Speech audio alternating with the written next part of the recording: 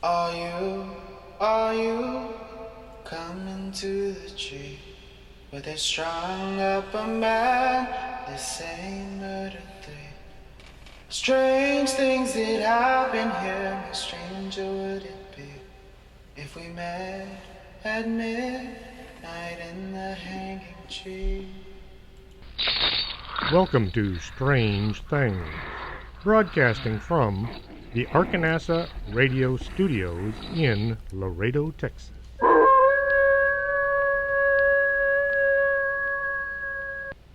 And welcome to the show. I'm your host, Chris James. Tonight, we're going to be talking about witchcraft.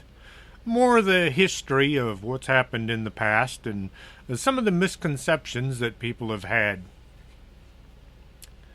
October 16th, which is a Wednesday, I'll be talking about my latest book, Fort McIntosh and the Paranormal, at the main public library on McPherson here in Laredo. I'll have my books on hand if you want to pick up a copy. The event starts at 6:30 p.m. and it'll run for about an hour. They tell me there should be some refreshments there, so get there early if you want to find a good chair and maybe get a cup of coffee or some juice or something.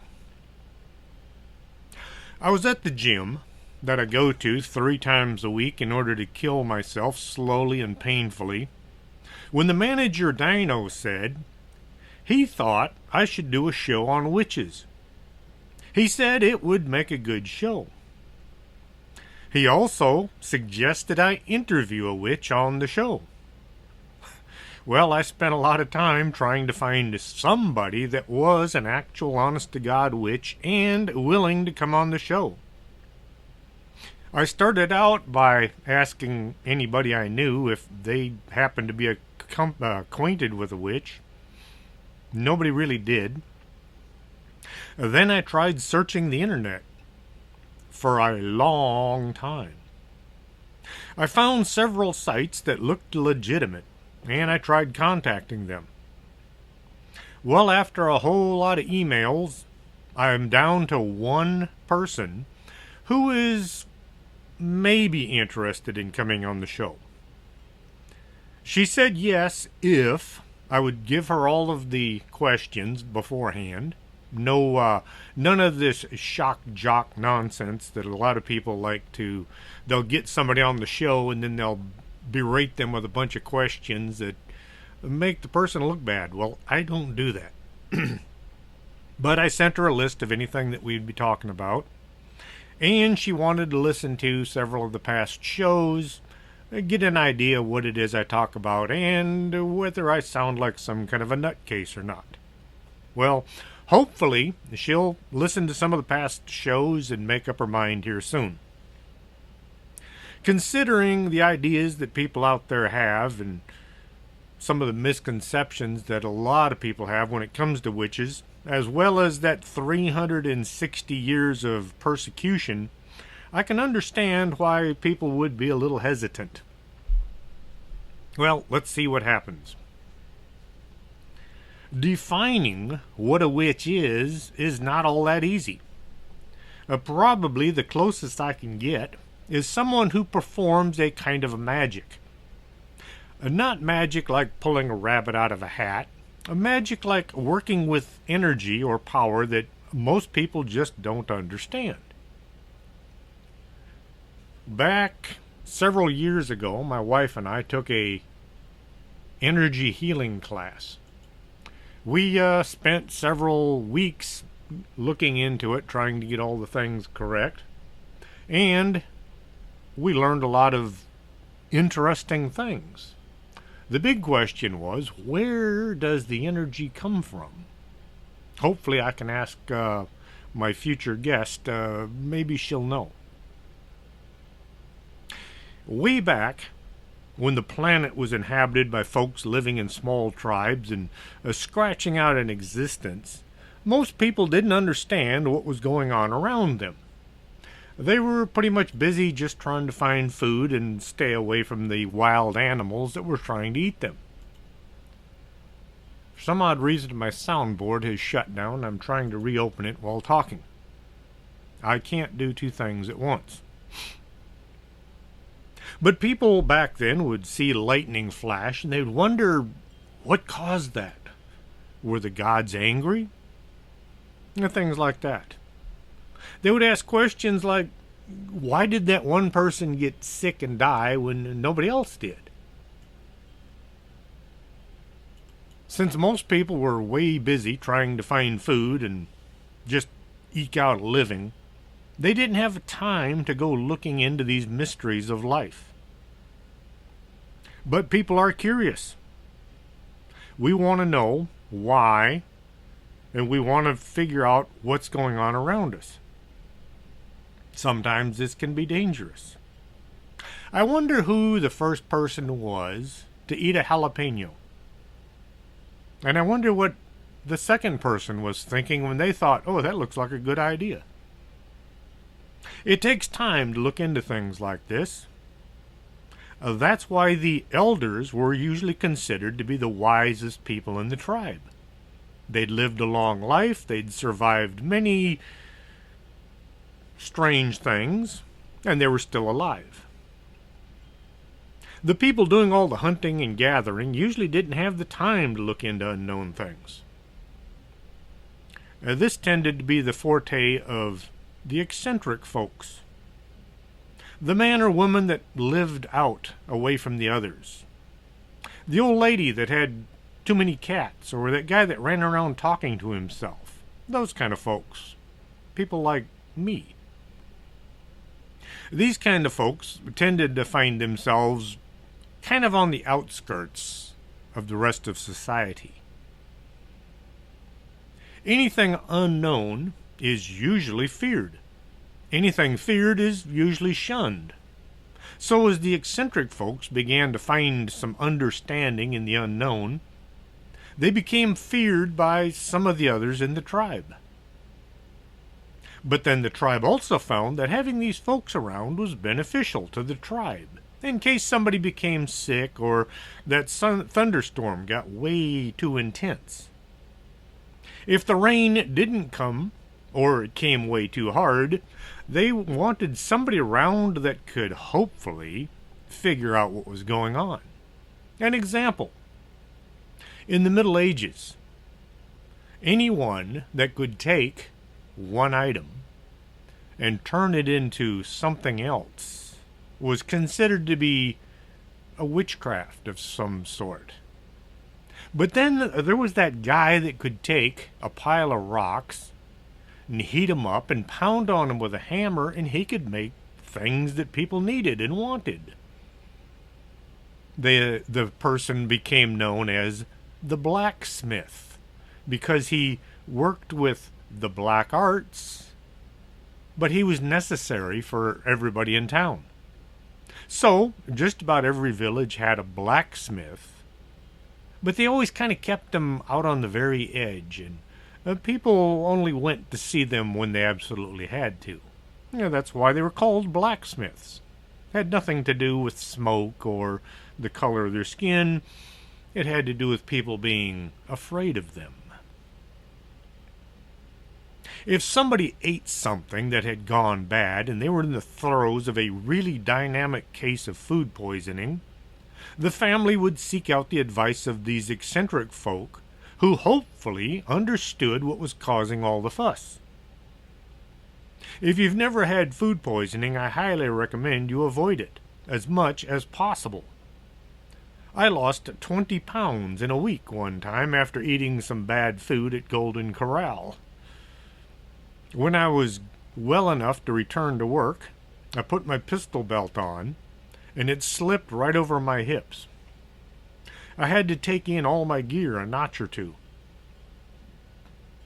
So, the family would contact the person who looked into bizarre things and nobody understood what they were looking into, and maybe he or she would say, take these herbs and grind them up. Boil them in water and make the dying person drink it. The herbs might just do the trick, and the dying person recovered. Well, This would look very much like magic to anyone who didn't understand the benefits of certain plants, how to prepare them, the effects of germs on the human body, and things along these lines. Anything that isn't understood is usually considered to be magic. Any tribe that didn't have at least one of these practitioners living nearby would encounter some devastating calamity that would more than likely wipe out the entire bunch. As time marched on and people began building towns and then cities, the folks studying and working with plants and managing to save most, if not all, of the people living around them would find themselves being both revered and feared. This would give them power to tell people what they should and shouldn't do. Listen to me, or I'll cast a spell over your entire family. Now, not all these people would do something like that, but there was one or two out there that would. I believe in God as being the creator of everything. Then there were folks who believed in lots of gods. One for just about everything imaginable. Thor was the god of thunder. Neptune was the god of water and horses. In some cultures, there were so many gods, and each had such bizarre and intricate rituals to appease them that you had to have specialists around who could tell you what you needed to do when certain things were happening.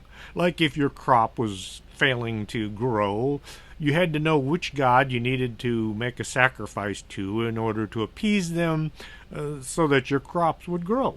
Things like that. This led to things getting complicated. If a person became sick, should you go to the priest and pray for recovery, or should you go to that wise old woman living out at the edge of town and ask her for help? The wise old woman worked with what was called the Witchcraft, which soon became referred to as Witchcraft. Now, in a perfect society, the wise old woman and the guy in the temple would get along just fine, both understanding they were both essential for the health of the community. Unfortunately, there's no such thing as a perfect society.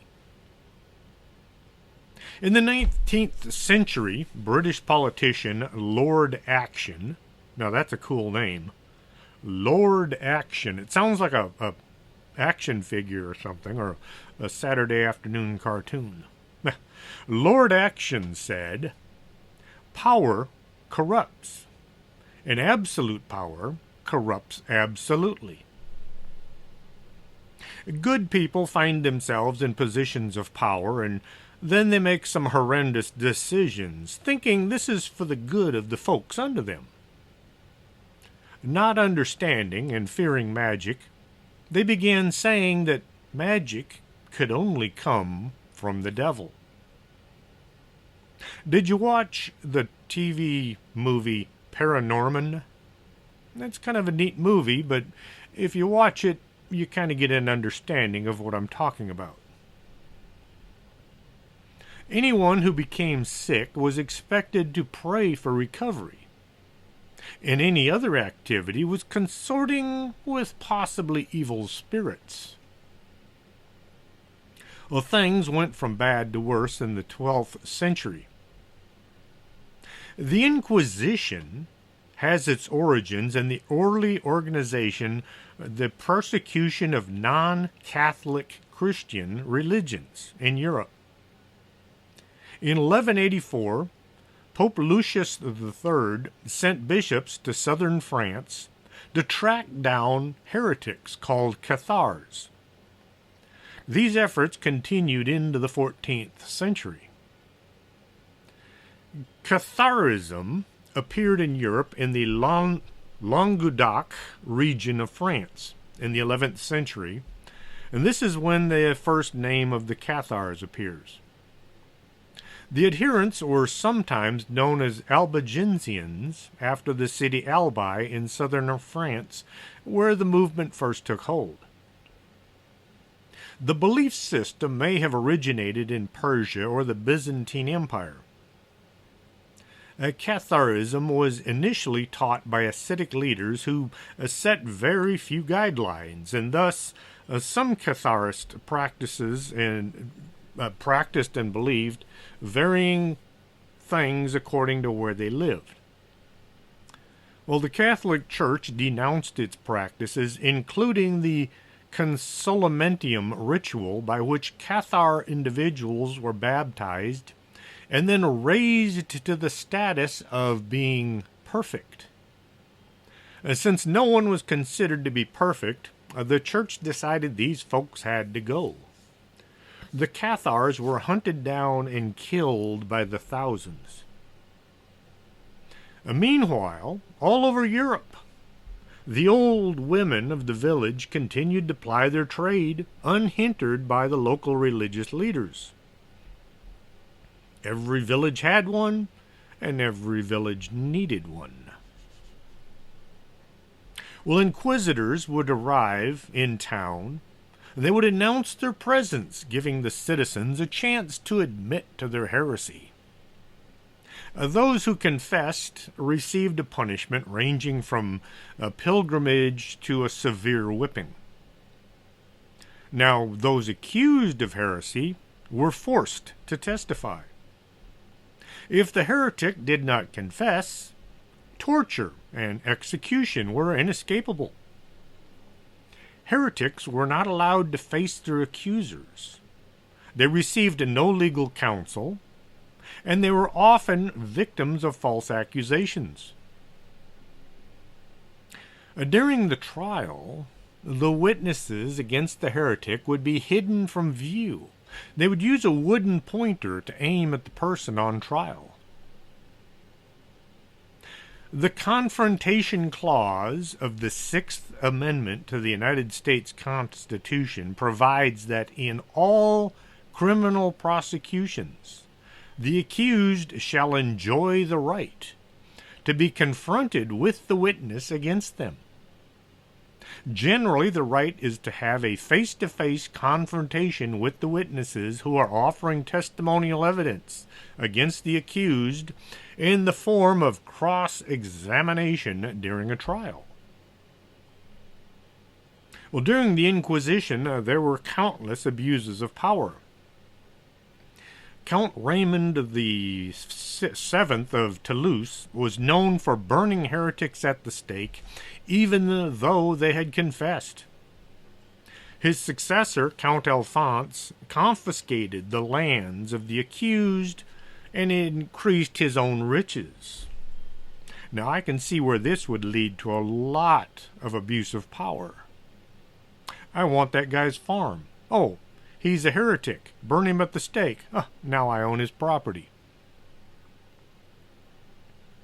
In 1307, inquisitors were involved in a mass arrest and torture of 15,000 Knights Templar in France, resulting in hundreds of executions. Joan of Arc was burned at the stake in 1431. She's the most famous victim of this wing of the Inquisition. Then, something known as mission creep set in.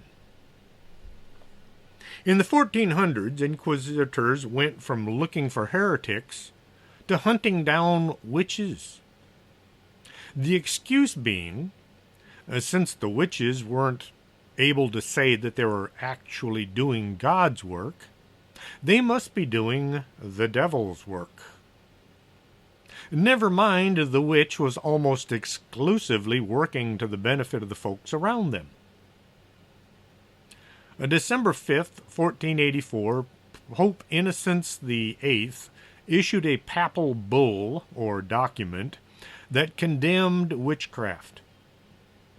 He also authorized two inquisitors, Jacob Sprenger and Heinrich Kramer, to combat the problem. The two men produced a book entitled Malleus Maleficarum, or the Hammer of Witches.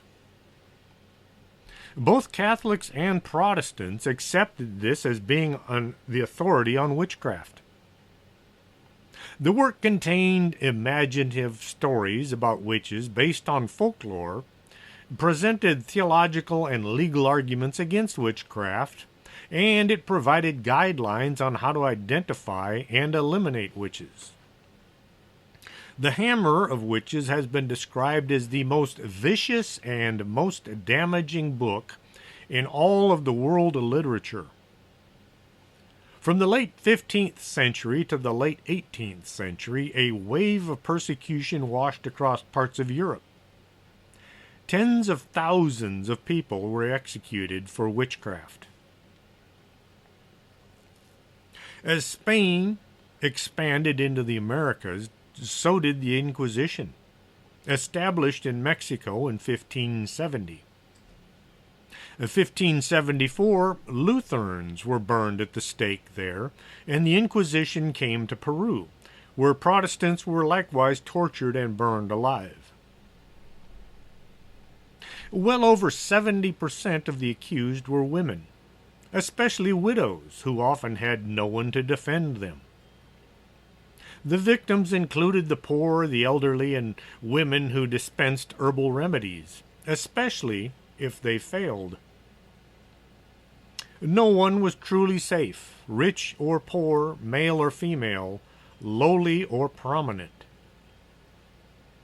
The people thought to be witches were blamed for all manner of evil. They allegedly caused frost and brought forth plagues of snails and caterpillars to destroy the seeds and fruits of the earth. If hail struck a crop, or a cow failed to give milk, if a man was impotent or a woman was barren, witches must have been the cause. Some accused of being witches were bound and put into what was called blessed body of cold water. If they sank, they were deemed innocent and pulled out, hopefully before they drowned. If they floated, they were considered to be witches and executed on the spot, or they were handed over to be tried. Other suspects were weighed because it was thought that witches had little or no weight. This was when Weight Watchers was at an all-time low. It kind of reminds me of that scene in Monty Python's Holy Grail. They weigh a witch against a duck, since supposedly they both could float. Well, it was quite a movie. People accused of being a witch would be stripped naked and examined in public, looking for devil signs. Any suspicious-looking parts of the body would be poked with sharp needles to see if they felt any pain or if they bled. Some inquisitors came up with their own ideas on how to prove somebody was a witch. Catholic as well as Protestant governments promoted witch hunts, and in some regions, Protestant rulers were more severe than their Catholic counterparts. In time, reason began to prevail. In 1631, the Jesuit priest Frederick Spee wrote that in his view, none of the people he had accompanied to the stake to be burned had been guilty. He said if witch hunting continued unabated, the land would become empty. Physicians began to recognize that such things as seizures could be linked to health and not demon possession. During the 17th century, the number of trials sharply decreased, and by the end of that century, they had all but ended. There were two Salems in the late 17th century. There was a bustling, commerce-oriented port community on Massachusetts Bay known as Salem Town, which would eventually evolve into modern-day Salem. And about 10 miles inland was a smaller, poorer farming community of about 500 people that was known as the Salem Village. Any town or city named Salem is named after Jerusalem, for those of you that didn't know. In 1689, Samuel Parris, a merchant from Boston who had lived in Barbados, became the pastor of the Salem Village Congregational Church. Parris had studied theology at Harvard College, but his degree was in business. He moved to Salem Village along with his wife, 3 children, a niece, and 2 slaves who were both originally from Barbados, John and Tituba. The slaves lived in the home and were there to keep the place running and help raise the kids. People always think slaves, they think of the guys out picking cotton in the field and being beat with a whip, but not everybody that owned a slave had them doing things like that. Some folks treated them more like servants, they just didn't pay them. Well, John did the heavy lifting, as it were, things like chopping wood for the fires and any heavy manual tasks that needed doing. Tituba worked in the kitchen and she helped with the kids.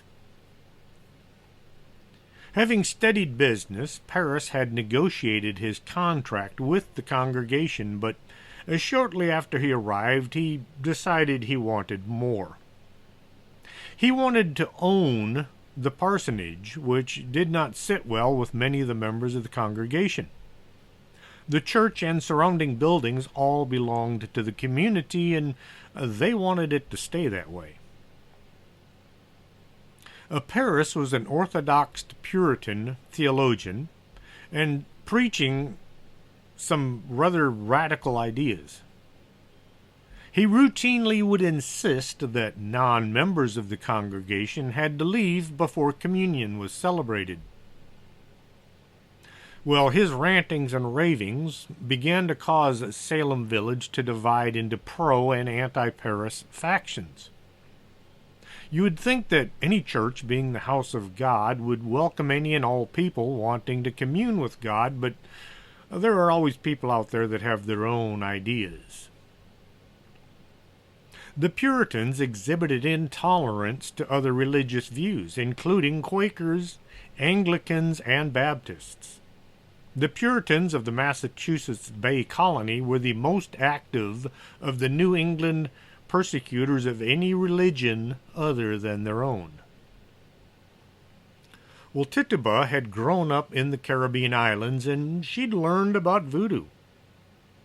Voodoo is a religion from West Africa, practiced chiefly in Haiti and other Caribbean countries, and it's based on animism, magic, and elements of the Roman Catholic rituals, characterized by belief in a supreme God and a large pantheon of local tutelary deities, deified ancestors, and saints. One aspect of voodoo is foretelling of future events. Parris's daughters, Betty, age 9, his niece Abigail Williams, who was 11, and their friend Ann Putnam, who was 12, had probably played at fortune-telling. Being young girls, they might have said something along the lines of, "I wonder what kind of man I'll marry." And Tituba might have shown them how to find out. January 1692, Betty and Abigail began showing signs of increasingly strange behavior. Things like throwing fits and yelling and screaming. A quick trip to the woodshed would probably have ended this behavior, but, well, it probably didn't happen. The screaming was accompanied by throwing things and saying they were being bitten by unseen creatures. Had this been me, my dad would have ended my mischief in a very quick and painful manner. Some folks say this bizarre behavior was a result of eating bread or cereal made of rye that had been infected with a fungus ergot, which can elicit vomiting, choking fits, hallucinations, and a sense of something crawling on your skin. The hallucinogen found in LSD is a derivative of ergot. The girls were tripping. More than likely, they were just being nasty little brats, but that's my take on the subject. The odd behavior mirrored something that had happened to the children of a Boston family in 1688, when it was believed they had been bewitched. Their congregational minister, Cotton Mather, wrote about the kids in his book, Memorable Providences Relating to Witchcraft and Possessions. And I'm going to take a brief pause right here, play a couple of commercials, and get some coffee in my system. So don't go away. We'll be right back after this. You're listening to Arkanasa Radio.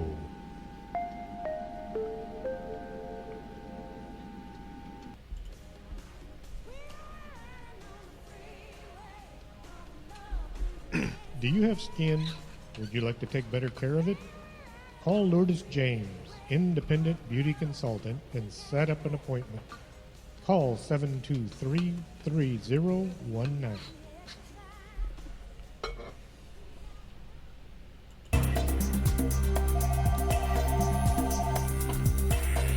Did you hear a bump in the night and you think it just might be a ghost? Contact the Laredo Paranormal Research Society at laredoparanormal@hotmail.com. That's the LPRS for all your otherworldly needs.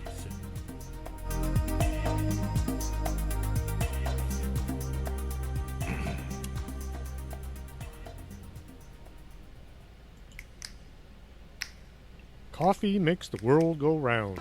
And around here, we have the Organic Man Coffee Trike, 4501 McPherson, Suite number 9. If you're not looking for coffee, try their tea. It's the best in town. And remember, life is too short to drink bad coffee.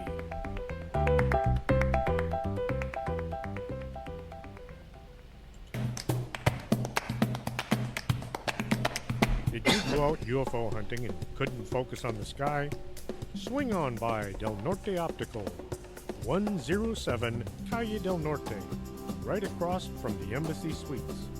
That's not a weather balloon, that's a flying saucer.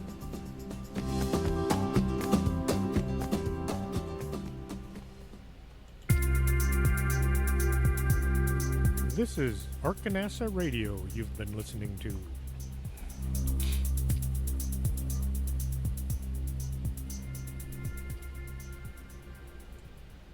And welcome back to the show. In February, unable to account for their weird behavior medically, the local doctor, William Griggs, put the blame on the supernatural. At the suggestion of a neighbor, a witch cake, which is made using the urine of the victims, oh yummy, was baked by Tituba in order to ferret out the supernatural perpetrators of the girl's illness.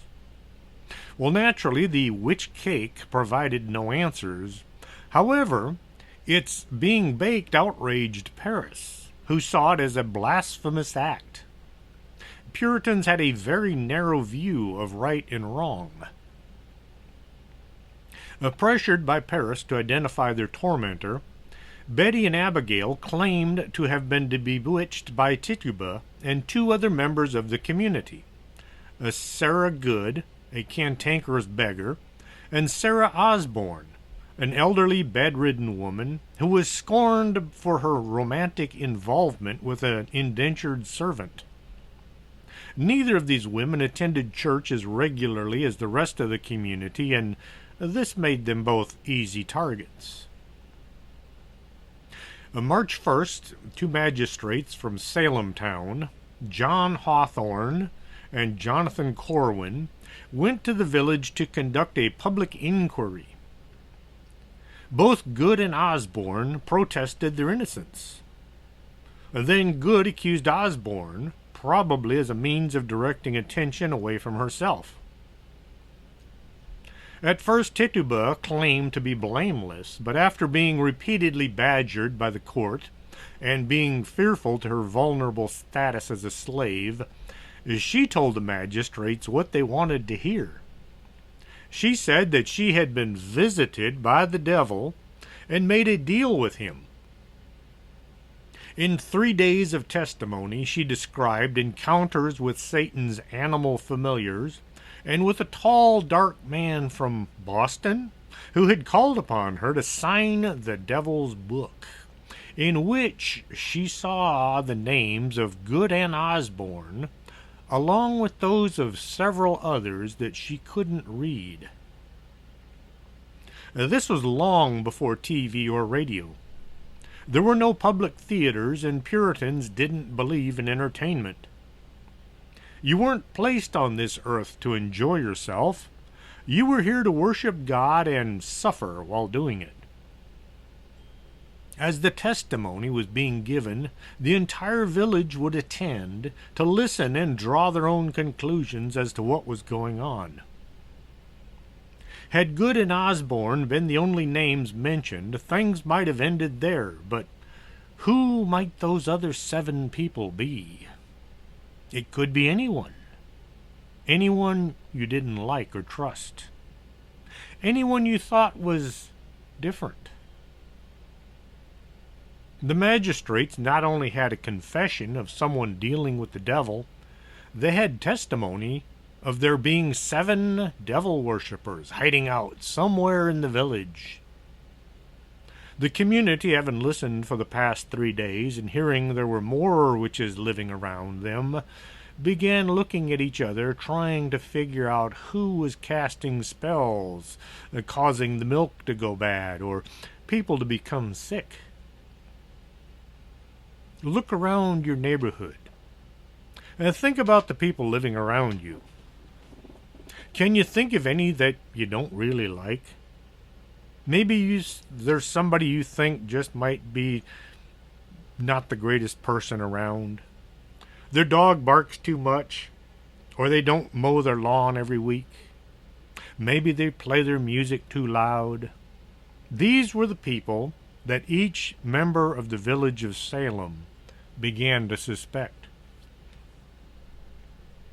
Other girls and young women began experiencing fits. Among them, Ann Putnam, as well as her mother, her cousin Mary Wilcott, and Putnam's servant, Mercy Lewis. Those being identified as other witches were no longer just outsiders or outcasts, but the upstanding members of the community. This began with Rebecca Nurse, a mature woman of some prominence. As the weeks passed, many of the accused proved to be enemies of the Putnams, or the Putnam family members, and their in-laws became the accusers in dozens of cases. On May 27, 1692, after weeks of informal hearings followed by imprisonments, Sir William Phipps, the governor of Massachusetts Bay Colony, ordered the convening of an official court of oyer, which means to hear, and terminer, which means to decide, to be held in Salem town. Presided over by William Stoughton, the colony's lieutenant governor, the court consisted of 7 judges. The accused were forced to defend themselves without aid of counsel. You've heard on TV, and maybe in person, the saying, "You have the right to remain silent. Anything you say can and will be used against you in a court of law. You have the right to an attorney. If you cannot afford an attorney, one will be provided for you. Do you understand your rights as I have read them to you? With these rights in mind, do you wish to speak to me?" These are known as the Miranda warnings. June 13th, 1966, the outcome of Miranda versus Arizona provided that the suspect must be informed of their specific legal rights when they are placed under arrest. This decision was based on a case in which the defendant, Ernesto Miranda, was accused of robbery, kidnap, and rape. During police interrogation, he had confessed to the crimes. Something a lot of folks don't know is once Miranda was allowed to speak to a lawyer and he was retried, he was still found guilty. During the Salem Witch Trials, not only were the accused not given access to legal advice or representation, some of their accusers were invisible. Something known as spectral evidence was allowed in court. The accusers would claim the victim had seen a ghostly apparition that looked like the person on trial, and it had attacked them in the night. As the person on trial was trying to plead their case, the accusers would fall to the floor and go into convulsions, saying they were being attacked by an unseen spirit that looked just like the person on trial. Those watching and listening to this display of madness would be far more impressed by the yelling and screaming by what the accused was trying to say. This led to a decision being made by the person being tried. If they insisted in proclaiming their innocence, they would wind up back in jail to be questioned, tortured, some more, only to wind up on trial again, or they could try pleading guilty of consorting with the devil and throw themselves on the mercy of the court. A confession of guilt would lead to being set free, and from then on being ostracized by their neighbors. If they tried to maintain their innocence, they would be found guilty by people who were far more concerned with their fears than with doing the right thing of witchcraft, and then they would be hung. Hanging wasn't anything like what most people think. The long drop wasn't used back then. Instead, a ladder was set up next to a tree or a gibbet. A rope was tied around the neck, and the ladder was lowered from underneath. It might take up to 20 minutes to choke to death. The body was then cut down and tossed into an unmarked grave well away from the village. Why was confessing to being a witch the way to go? The Puritans believed it was God's right to punish a witch after they died from old age. So if you confessed to being a witch, the villagers would turn you loose. Of course, you'd lose everything you owned except your life. Many in the community who viewed the unfolding events as travesties remained mute, afraid that they would be punished for raising objections to the proceedings by being accused of witchcraft themselves.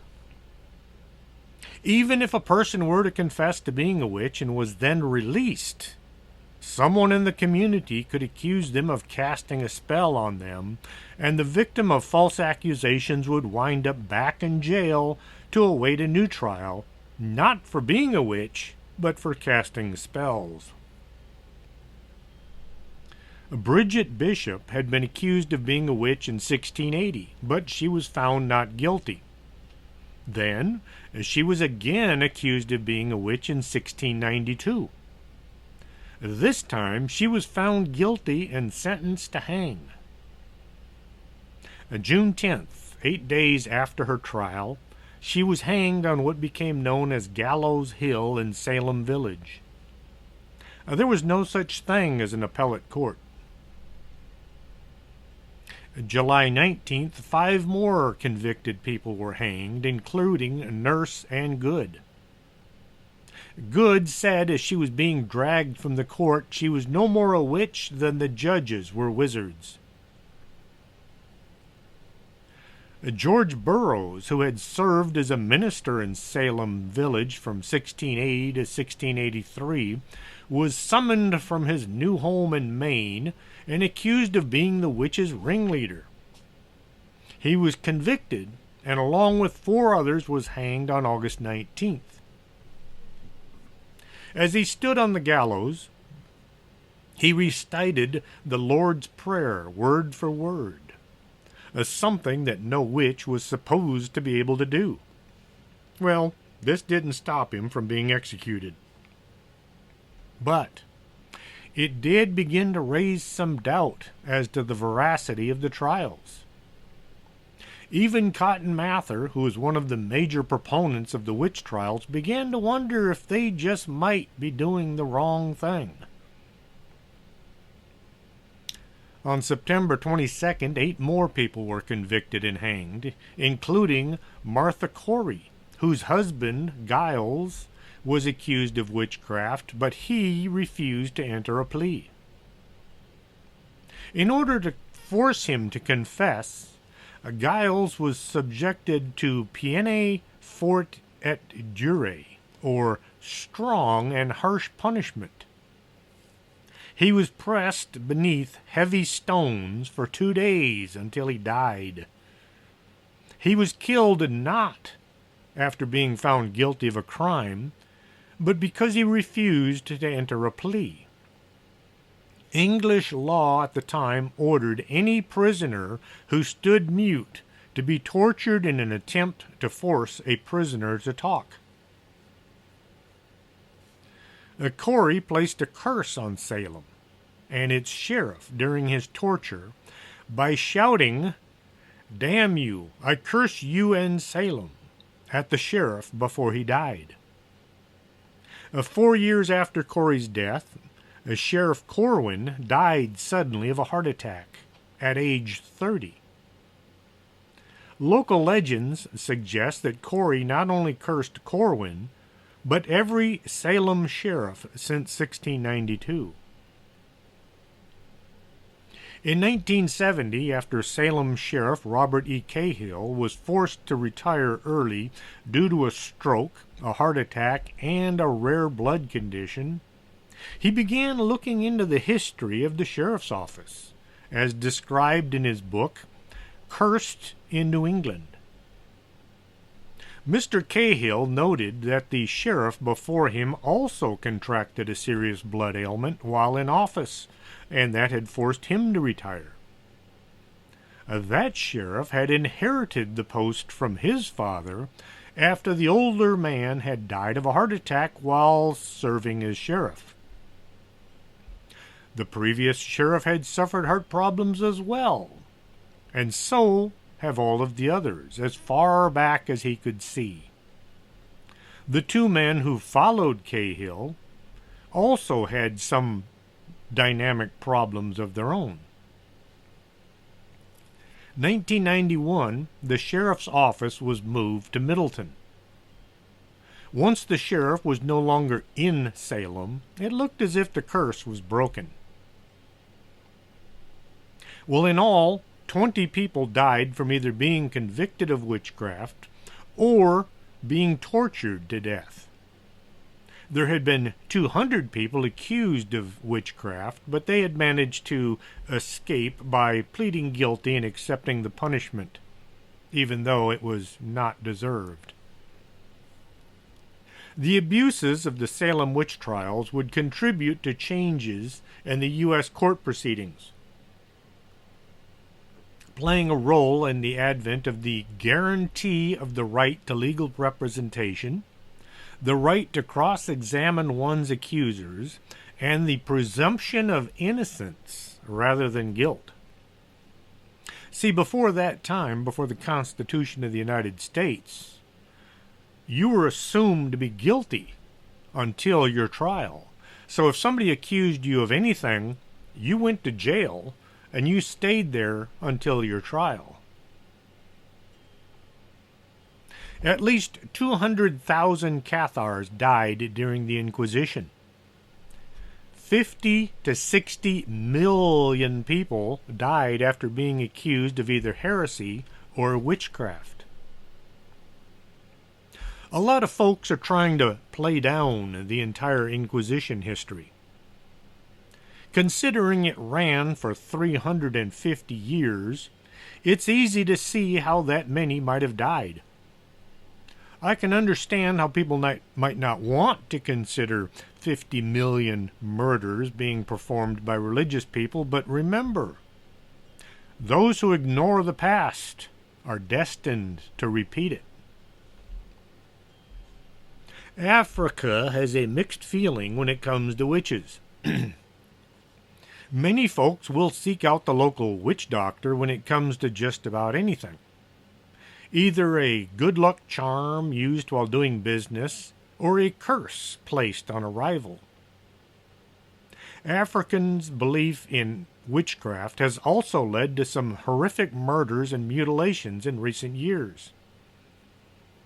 In 2008, a mob of hundreds of young men killed 8 women and 3 men in 2 villages in rural western Kenya.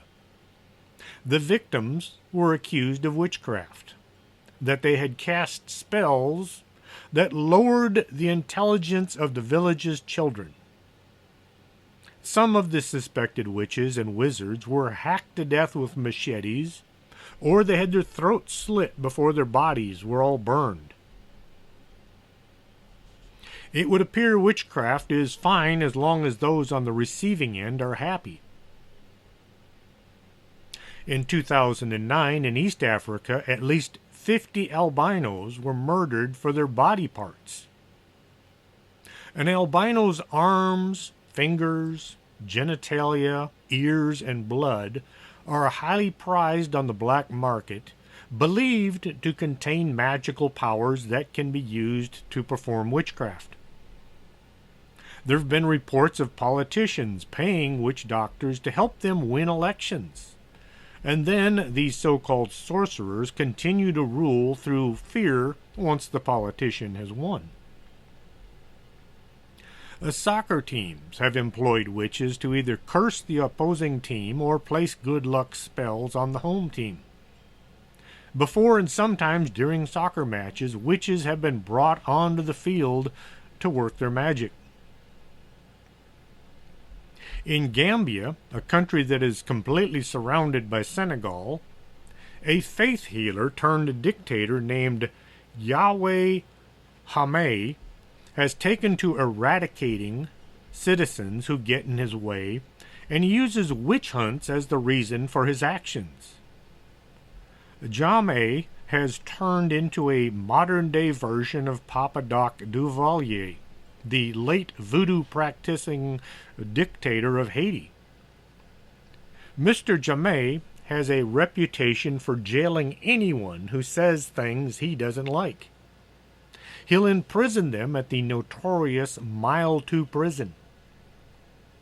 Prisoners that go to the 2-mile prison, even if only to serve a year sentence, have mysteriously died, usually by accidentally being executed or shot while trying to escape. The theories as to why Jammeh ordered these mass executions are numerous. Few buy the official story, which is that it was a response to a crime wave in the country. Some say the arrests and executions were used to show any dissidents Jammeh is the boss. Then there's the story going around that a witch doctor had told Jammeh he needed to perform a human sacrifice on an enormous scale. Papa Doc and Baby Doc used voodoo as a means of keeping their power, whereas Jammeh uses witchcraft. Then, in a public display, he arrested anyone performing witchcraft. In 2012, Jammeh had 1,000 sorcerers arrested and then forced them to drink hallucinogenic potion in order to exorcise their supposedly possessed bodies and minds.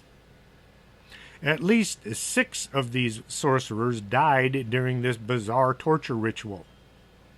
Jamay has declared that he will rule for 1 billion years if necessary. In Nepal, in 2012, a woman was accused of being a witch by her own family.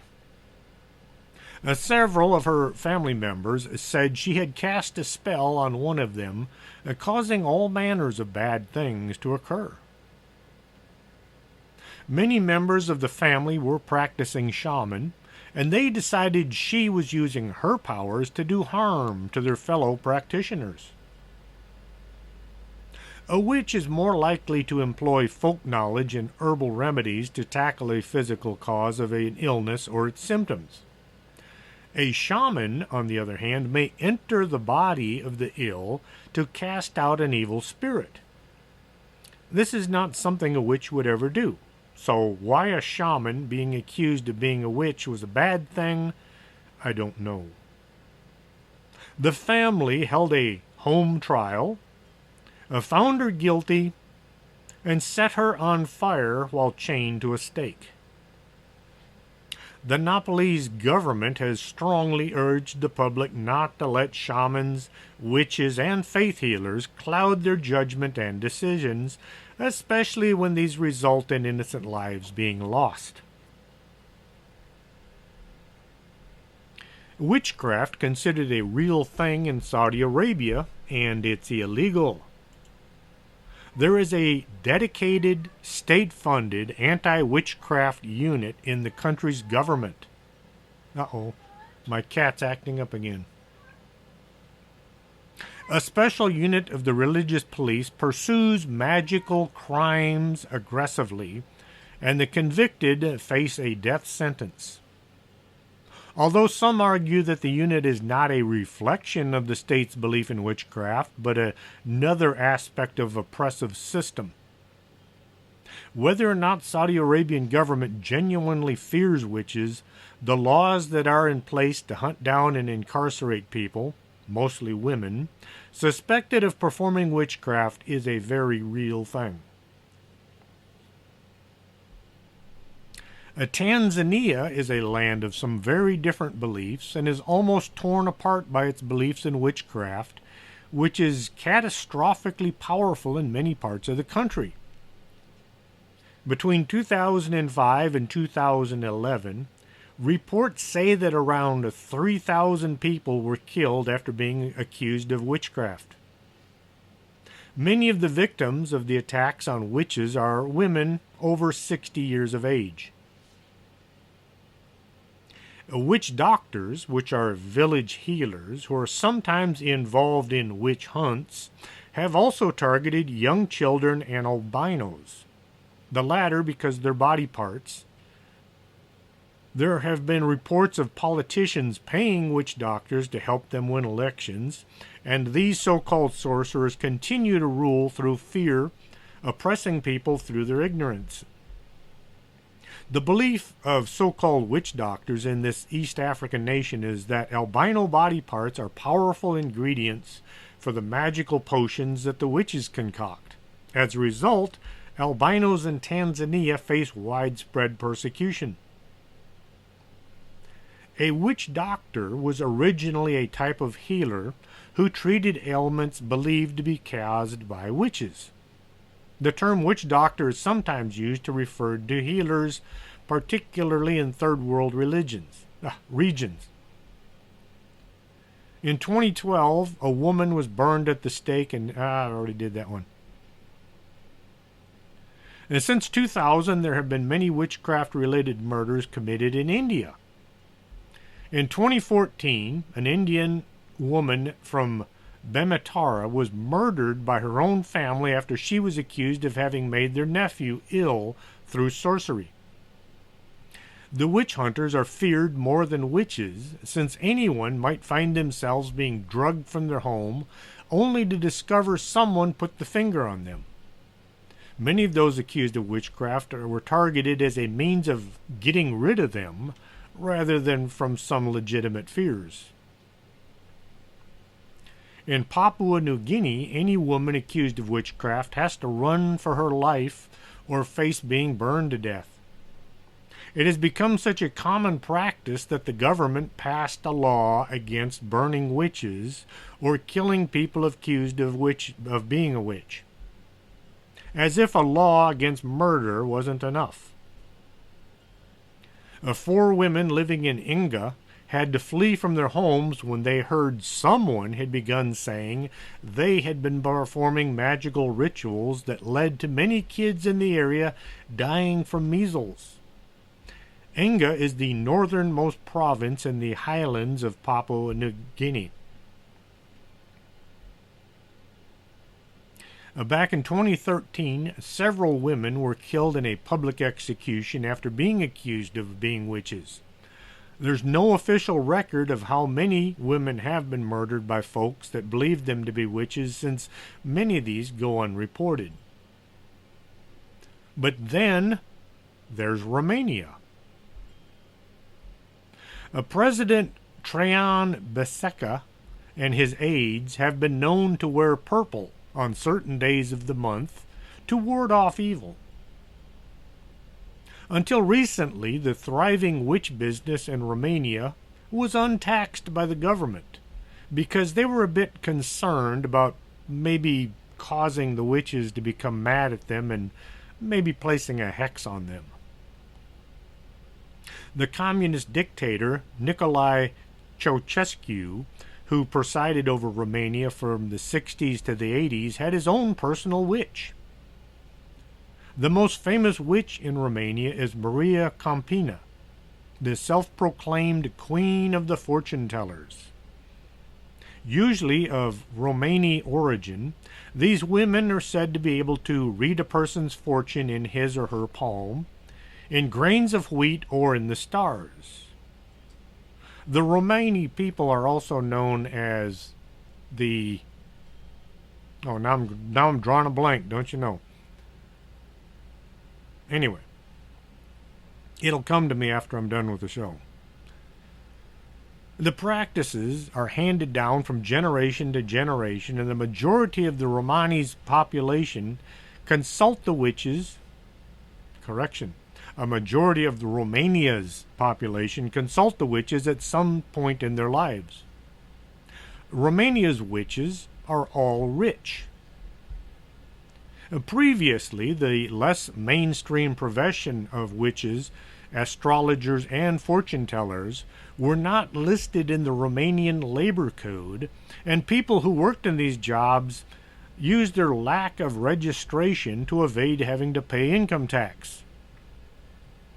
Under a law passed in 2011 known as the Romanian Witch Tax, they now have to pay 16% income tax, and they have to contribute to health and pension programs like other self-employed people.